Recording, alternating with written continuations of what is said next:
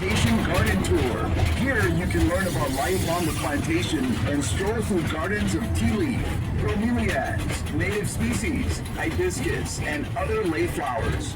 For an enhanced experience, download our free app on your mobile phone to hear interesting stories on Hawaiian heritage. Just a few announcements as we head out into the plantation.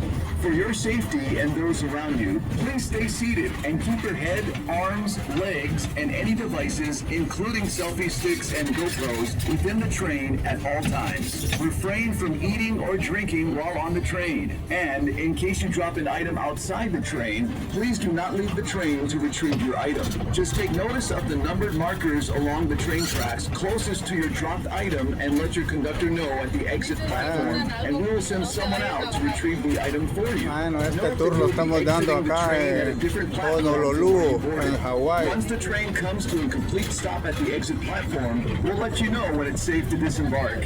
For those of you who may have left your stroller, walker, or wheelchair behind with us, we will be transferring those items. Let's begin our journey with a little background on this special city where we are located. It's called Wahiawa.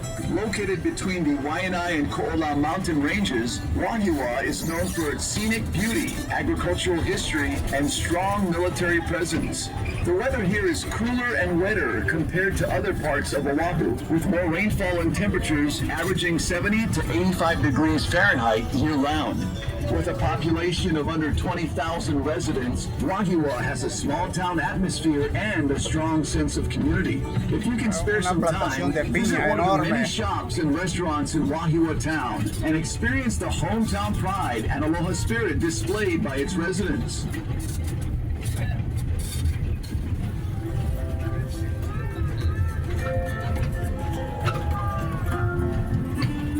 Coming up on your left are pineapple fields. Depending on the time of year you are visiting, you will see these fields in different stages of growth, from field preparation to planting to harvesting. If you see the fields barren, they're being prepared for planting. To prepare the field for planting, the ground is plowed and mixed with fertilizer. Next, thin strips of plastic mulch are laid in the field. The plastic mulch helps retain moisture, controls weeds and pests, and heats the soil to stimulate root growth. You may be wondering why the soil is reddish in color. Sugar Well, it's cane, because the decomposing ash caña, amounts of oxidized iron, caña. which in turn causes the reddish tint. The high iron content in the soil is Banana. good for growing pineapple. Now, if you see rows and rows of green spiky crowns, these are fields undergoing planting. Each of the crowns are planted by hand by taking a sharp knife, cutting a hole through the plastic mulch, then placing the crown into the hole. It is difficult work bending over, planting these crowns one by one in the hot sun, but a skilled planter can plant roughly 10,000 pineapple crowns in one day. To irrigate the fields, a thin tube is placed between the rows of pineapple. When water is needed, it is dripped from the tubes directly onto the root of the pineapple. The water for these fields is supplied by the Tanata Reservoir, which we will be passing later in the tour. Now, if you see fields with pineapple growing in them, these are fields that will soon be harvested. Harvesting, like planting, is also done by hand.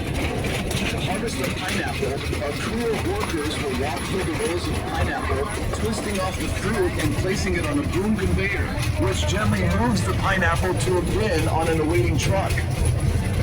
Once the truck is full, the pineapple is transported to the door packing plant, located right across the street from our parking lot.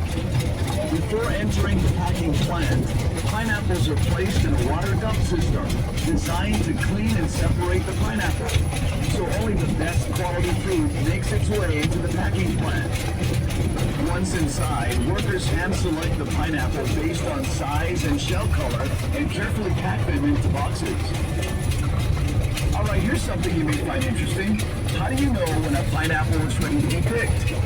Generally, you want to select a pineapple that is plump and fresh looking. In other words, the leaves and the crown should be fresh and green, and the body of the pineapple firm. Keep in mind, a large pineapple doesn't necessarily mean the fruit will be better tasting or any riper than a smaller pineapple. Also, the color of the shell is not necessarily a sign of maturity or ripeness. A pineapple can be ripe when the shell is practically all green. Once the pineapple is picked, it will not ripen any further or get any sweeter. So the sooner they are eaten, the better. If you don't plan to use a fresh pineapple right away, store it in your refrigerator. It'll keep longer. And if you're interested in learning the proper way to cut and core a pineapple, check out our free pineapple cutting demonstration inside the store. The demonstration will also show you how to grow your own pineapple at home, and you'll even get to sample some fresh cut pineapple. Here's some history on the pineapple. The Hawaiian word for pineapple is halakahiki.